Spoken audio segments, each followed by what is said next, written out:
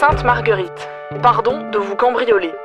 Un Arsène Lupin toxicomane, un type qui laisse un mot d'excuse sur le bureau du cabinet médical boulevard Romain Rolland, dont il est venu dérober grand nombre d'ordonnances mardi entre midi et 2.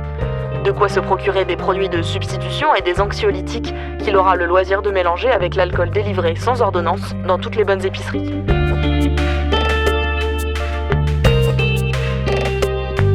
Saint-Barnabé. On ne court pas des haltères dans les bras.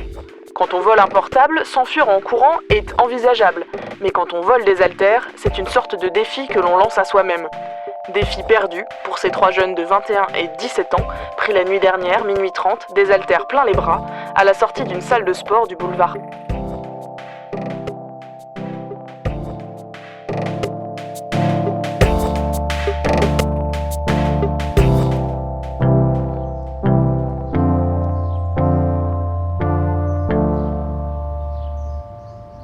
En 2010, il y a eu un homicide important à Marseille, un règlement de compte qui était de Jean-Michel Gomez, qui était un petit dealer, un petit trafiquant, un chouf, de la cité du Clos-la-Rose, et qui a été tué sur son fauteuil de guetteur. Et la photo est là, il y a une photo terrible, on le voit sur le fauteuil, tué, vraiment le mythe Scarface.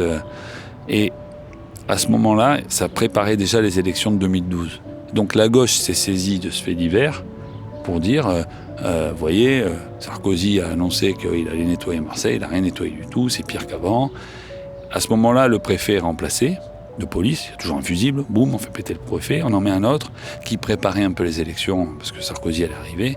Ils ont fait venir un préfet qui s'appelle Alain Gardère qui avait une réputation qui venait de la préfecture de police de Paris, la réputation d'être un type très dur, très volontariste. Bon, très bien, hein. Moi j'avais toujours eu de relations convenables avec les préfets. Et donc comme j'apprends dans les premiers qui va venir, je demande une interview dans les premiers. C'est le jeu. Oui. Donc la Provence passe avant, je le tolère. Je sais très bien que ça marche comme ça. Mais après, moi je passe pas 2e, je passe 7 ou 8e. Et en plus, à cette époque-là, j'avais un bébé. Et là, c'est important pour la suite parce que, évidemment, il devait me rappeler. On devait la faire au téléphone et il me rappelle pas, le préfet. Et moi, je me bagarre pour endormir le petit. Je finis par l'endormir, il est dans mes bras. Et évidemment, c'est le moment où le préfet appelle.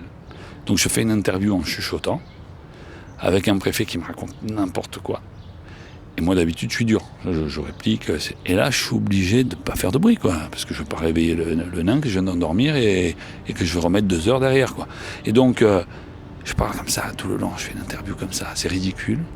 Et il me répond ce qu'il veut, il me sort tous ces trucs, il va tout nettoyer, c'est le plus fort, c'est le plus beau, il a tout compris, on est tous nuls, ok. Le lendemain, je réponds. Et puis là, après, je me dis, toi, je vais travailler sur toi, Et à ce moment-là, j'ai sorti un article qui s'appelait Fier à bras sur le préfet. Bon, c'est même pas écrit à la calache, c'est écrit au char d'assaut, Tout ce que je dis est vrai, mais c'est... j'envoie du lourd, du très très lourd.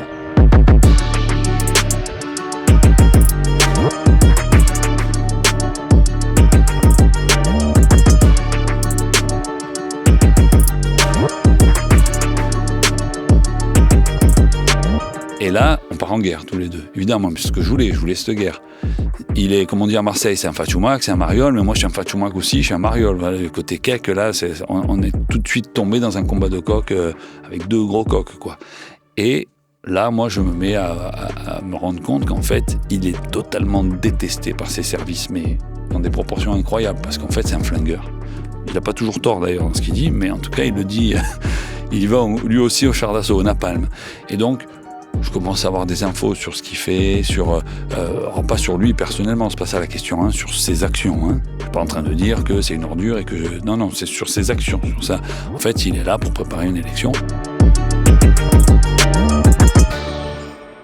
Et donc je raconte comment, alors c'est en plein RGPP où on enlève les policiers, lui il met des heures sup à des proportions telles qu'en fait ça te coûte 5 fois le prix des postes qu'il supprime. Je raconte comment il planque lui-même pour contrôler les flics et les emmerder. C'est un préfet qui planque, c'est quand même pas courant, Mais pour contrôler les flics, je raconte tout, parce qu'en fait le mec est surveillé par ses propres flics qui me font des comptes rendus permanents. Et donc là, ça n'arrête pas. Je crois que je le harcèle en fait, je fais un papier jour. Et lui, il claque tellement les portes de la préfecture de police que les plafonds vont finir par s'effondrer.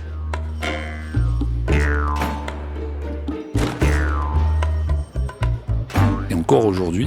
Il y a un arrêté de péril sur la préfecture de police. Je ne dis pas que j'en suis responsable, mais en tout cas, j'ai aidé.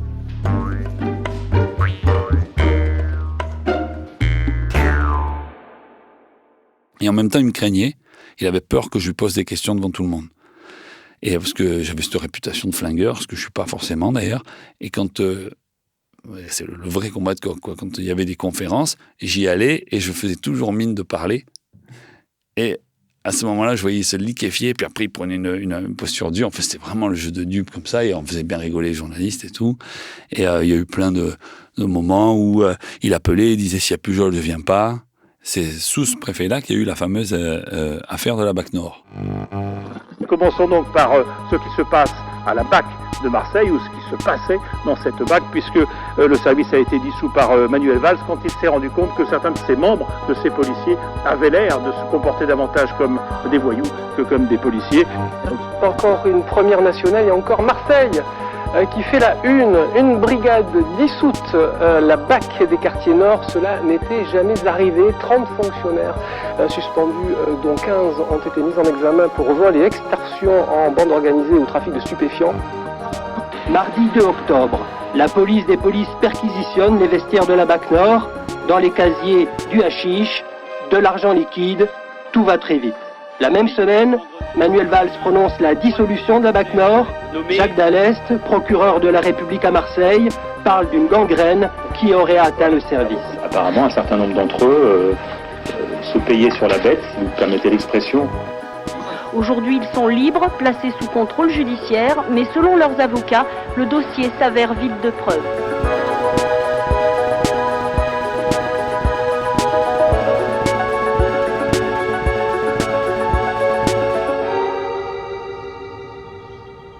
Donc l'affaire de la BAC Nord, dans l'opinion publique, dans l'image populaire qu'on en a aujourd'hui, c'est une affaire d'une brigade anticriminalité intégralement ripou, en bande organisée, et qui rackettait des dealers et qui revendait du shit. C'est ça l'impression qui est restée aujourd'hui. Si on dit BAC Nord quelque part, de suite on va avoir ripou et ce type de truc. L'histoire est beaucoup plus compliquée que ça, et elle a été racontée, hein. Moi je l'ai racontée dans la Marseillaise, Le Monde l'a racontée, mais pour autant... l'histoire finale n'est jamais revenue. En fait, il y avait donc l'élection de 2012.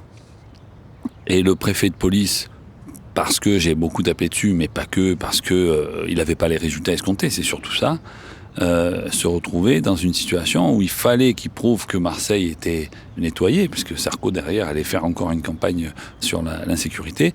Et à ce moment-là, il n'y arrivait pas. Puis il n'avait pas particulièrement la police avec lui. C'est-à-dire qu'il n'amenait pas les foules, c'est-à-dire il n'avait pas le coaching pour, hein, loin de là. Hein. C'était un type très dur, même si des fois il s'attaquait à des gens qui méritaient, mais il était tellement dur que la réponse était terrible. Puis il n'a pas aussi compris cette ville compliquée où les unions ne se font pas par parti politique, mais par arrangement. Il n'a pas du tout compris comment fonctionnait Marseille, qu'il faut mieux prendre en douceur qu'en force. Voilà, tu ne prends pas en force une ville comme Marseille, parce qu'elle te le rend x10. J'en suis un exemple pur, quoi. Quand il est venu à Marseille, il n'a pas compris qu'en fait, plus il tapait, plus il prenait en retour. Et cette ville, plus tu vas l'agresser, plus elle va te le rendre. C'est ce qui se passe en ce moment avec les élus. Plus tu vas taper fort, plus tu vas prendre. Plus tu vas en douceur et en essayant de comprendre, plus tu as de l'espoir de pouvoir faire quelque chose. Et là, il a tenté un coup. Il a tenté, je vais faire simple, puisqu'il y avait plusieurs services de police qui étaient en opposition, comme c'est souvent le cas. Il a tenté de faire de la BAC Nord un exemple de nettoyage.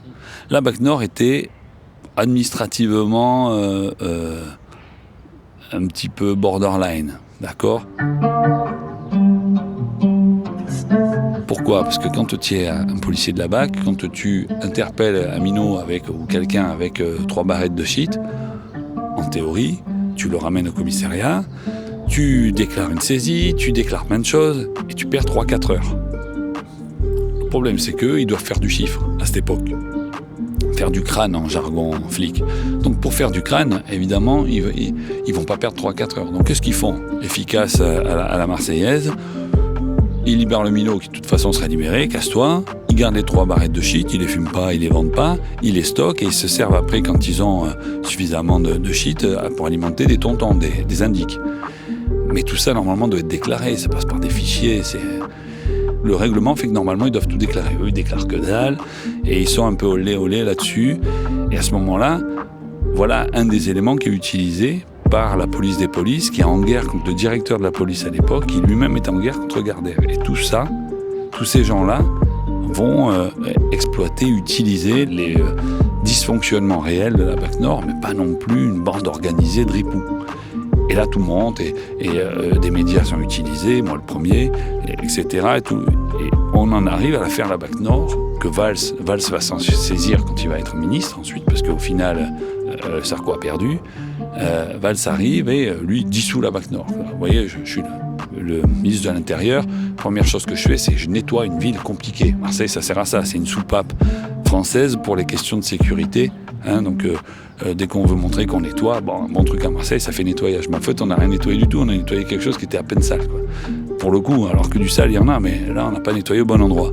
Et on a mis sur la touche un paquet de flics qui ne méritaient pas de l'être. Et il y a eu toute cette affaire-là. Après, on a été plusieurs à le raconter, tout ça, dans le détail. Là, j'ai pas de détails. Mais l'opinion publique, elle préfère BAC Nord, ripoux, que finalement BAC Nord, pas ripoux, mais usage politique trop compliqué. Donc ça s'est arrêté là. Par contre, quand j'ai écrit sur la BAC Nord, c'est là que j'ai été interdit d'évêcher. Mais moi, avec ma gueule de flic, j'y rentrais comme un flic. Les gens ne savaient même pas que j'étais journaliste, à part les quelques commissaires qui eux, me parlaient. Et donc j'ai continué. Et là, il y a eu des enquêtes administratives sur comment il a tout ça. Mais en fait, c'était pas des fuites, c'était des voies d'eau. Il n'y avait pas de fuite, en fait. Les vannes étaient ouvertes. Et il fallait pas chercher le flic qui parle, il fallait chercher le flic qui parle pas, en fait. Et ils ont dépensé des fortunes pour savoir d'où venaient mes infos. Et donc, j'ai fini par accepter de ne plus aller à l'évêché, parce que ça posait trop de problèmes à des policiers qui étaient là. Mais là, bon, ça y est, t'es un héros, mais t'es un héros au chômage, quoi. T'es un héros au chômage technique, c'est-à-dire que maintenant, je n'ai plus d'infos, je n'ai plus à l'évêché. Et là, je me suis retrouvé, ok, maintenant, comment on fait ? Et il a fallu que je parte sur les cités, quoi, d'aller chercher à la base d'une certaine info, pas des infos, mais d'une certaine info pour aller là-dessus. Alors, je travaillais déjà sur les cités, parce qu'à la Marseillaise, c'est une tradition, travailler sur les quartiers populaires, c'était pas non plus à zéro. Mais là, je me suis mis à travailler plus sur les cités, et c'est à ce moment-là que je commence à faire mes séries sur les stupes. Le travail se fait, en fait, parce que je n'ai pas d'autre choix. Et je me suis rendu compte après que j'étais plus un journaliste de société que de faits divers, puisque je faisais plus les petits quotidiens. Il y a eu un trou là de quelques mois où j'ai plus écrit de brèves, mais ça m'a donné un autre regard encore sur mon travail. Et au final, le préfet a fait ce qu'il avait à faire, ça a raté, mais ça n'a pas raté parce que je l'ai fait rater. Depuis, il est par des personnes interposées. Alors, il a eu des problèmes judiciaires dans la foulée, mais moi, j'ai pas écrit dessus. Moi, je suis pas de ceux qui écrivent quand les meutes sont lâchées, c'est-à-dire que je suis le premier à mordre, en fait. Mais une fois qu'il y a tous les chiens, je mords plus, quoi. Ça m'intéresse plus. J'ai plus du tout écrit. Je pense qu'il a apprécié ça. Et m'a fait contacter pour qu'on se voit. Après, ouais, j'irai le voir, ouais, quand j'aurai le temps. On fera comme dans les troisième mi-temps de rugby, quoi. On boira un coup et on se racontera les gifles qu'on s'est mis. Mais je trouve ça appréciable que ça fonctionne comme ça, en fait. Justement, c'est très troisième mi-temps de rugby. C'est-à-dire qu'il faut pas se leurrer. Les gens, les préfets, les commissaires, ça, ils ont des missions autres que la seule mission qu'on leur connaît. Et on peut trouver ça scandaleux, ce qu'on veut. C'est comme ça. C'est pas faisable autrement, quoi. Donc, toi, journaliste, tu prends ça en compte aussi. C'est-à-dire que les jugements moraux éternels, ok, mais à un moment, tu es dans une sorte de tunnel psychologique de ce que tu fais. Lui comme moi, d'ailleurs. Ça a été une expérience étonnante, parce que s'attaquer à un préfet, c'est s'attaquer à l'État, c'est dur, hein. Puis les coups que tu les prends, ils sont durs, hein. Les interdictions, les appels de ses services pour dire « oh, faut calmer, ça va mal finir ». T'es convoqué dans le bureau de ton directeur qui te dit « on m'a dit de te dire qu'il est important, le préfet, et que c'est un mec bien, tu pourras pas dire qu'on te l'a pas dit, ça t'a été dit ». Enfin, tu te prends 4 phrases, 12 on t'a dit que tu m'as dit que je t'ai dit. Et en fait, c'est histoire de te dire, justement, d'arrêter d'écrire. Mais moi, on me fait ça, j'écris 2 fois plus. J'écris 2 fois plus. Et c'est finalement le préfet qui arrive derrière. Première chose qu'il fait, rendez-vous avec moi, on discute. Je me rends compte qu'il a compris la ville, qu'il ne faut pas y aller comme un bourrin, qu'en effet, il y a du travail, parce qu'il ne faut pas se leurrer, il y a du travail dans cette ville. Et on se met à avoir des relations qui sont plus saines de journaliste à préfet. Parce qu'il vaut mieux que les relations soient saines quand même. Et je préférais quand même des relations saines que ce truc de hormonal presque qu'il y a eu. Parce que c'était vraiment un combat de coq. J'ai pas de regrets aujourd'hui, mais j'en suis conscient. Je suis conscient que c'était la boîte à claques, quoi. Mais bon, aujourd'hui j'ai des bons souvenirs, mais sur le moment, c'était quand même stressant chaque jour. Ouais, c'est stressant. S'attaquer quand même à l'État, c'est quand même stressant. C'est pas non plus ce qui se fait de plus... C'est pas le plus marrant, quoi. Puis en plus, tu sens bien que t'es seul. T'es seul. Seul. Quand ça attaque là, c'est au moment où la justice passe derrière, où il y a des trucs, alors là, tout le monde me crie. Il n'y a plus de problème. Mais là, dans ces moments-là, t'es seul. Complètement seul. La Marseillaise permettait ça. J'avais beau avoir le directeur qui m'a fait monter. En fait, il n'avait pas un pouvoir énorme, mais le rédac chef, s'il voulait, ça passait. Ça, c'est quelque chose de bien. Tu pouvais pas tout passer à la Marseillaise, il y avait des sujets interdits, mais pas ça, quoi. C'était déjà pas mal.